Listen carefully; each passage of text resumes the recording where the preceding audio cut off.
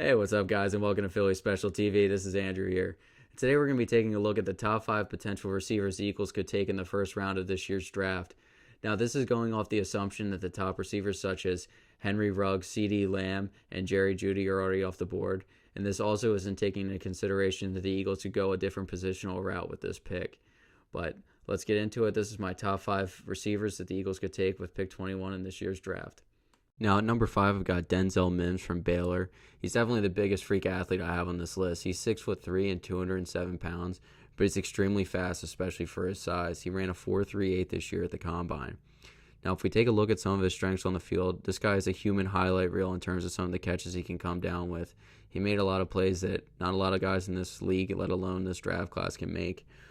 And in terms of his frame, he's got a perfect combination of size and strength. This guy really jumps off the screen on the football field, and he proved that with his numbers at the Combine.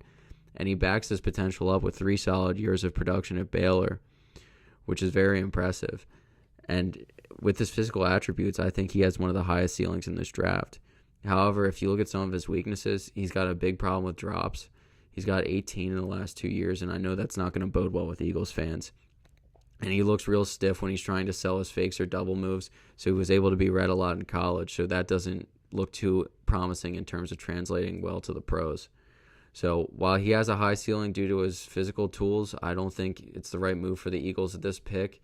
I think we were so depleted last year in our receiving core that we need a guy that can produce next year ASAP. We don't have time for a project that has potential but is going to take some time to learn. We need a guy that can make plays now.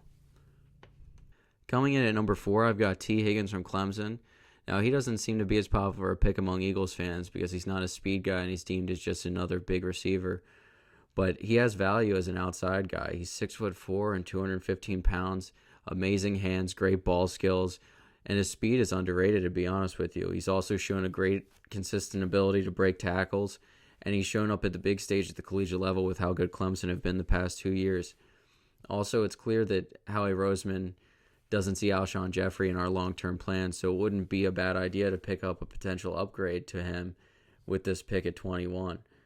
A major concern about Higgins is his ability to get off the press in the pros, and that's a valid argument because a lot of big receivers coming out of college struggle with that.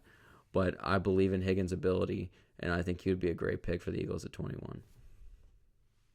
Coming in at number 3 on this list, I've got Jalen Reagor from TCU. One thing you're going to notice with Reagor straight away is his elite speed and explosion, and that was showcased on tape as well as at the Combine this year. In fact, he had a 42-inch vertical and an 11.5-inch broad jump, which is very impressive.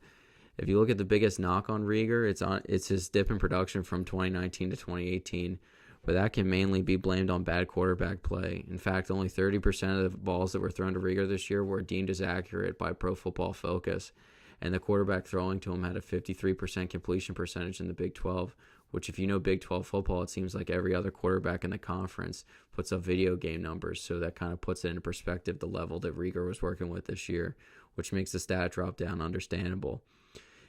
In my opinion, looking at Reagor's talent and athleticism, it's unquestionable. And I think if he's available at 21, especially if some of the other guys on this list are taken already, it's going to be tough for the Eagles not to pick him here.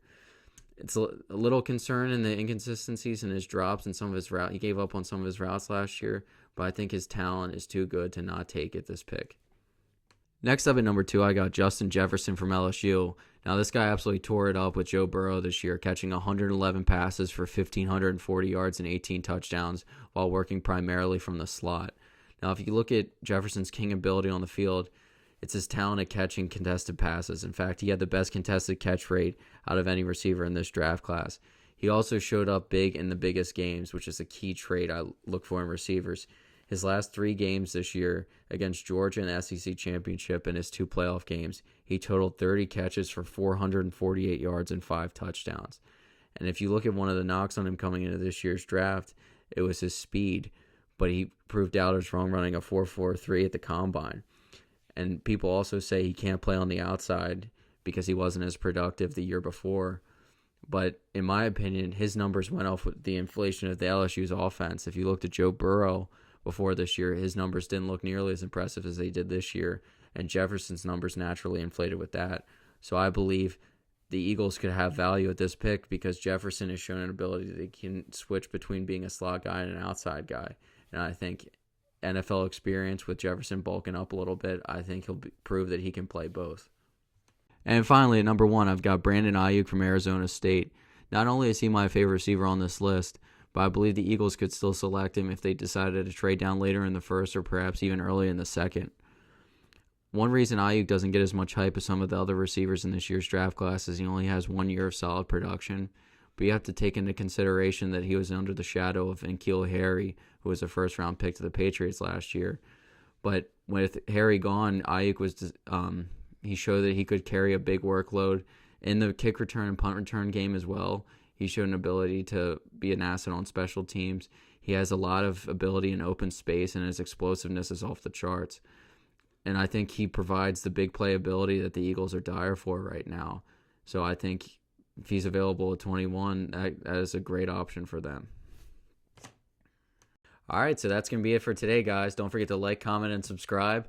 I'll be making a video that'll be up in a few days about whether the Eagles should take Kenneth Murray, the linebacker from Oklahoma, in the first round. So don't forget to tune in for that one. And I'll also be posting a video the night before the draft. It's going to be my full Eagles mock draft, just to let you guys know. But that's going to be it for now. I'll see you guys later.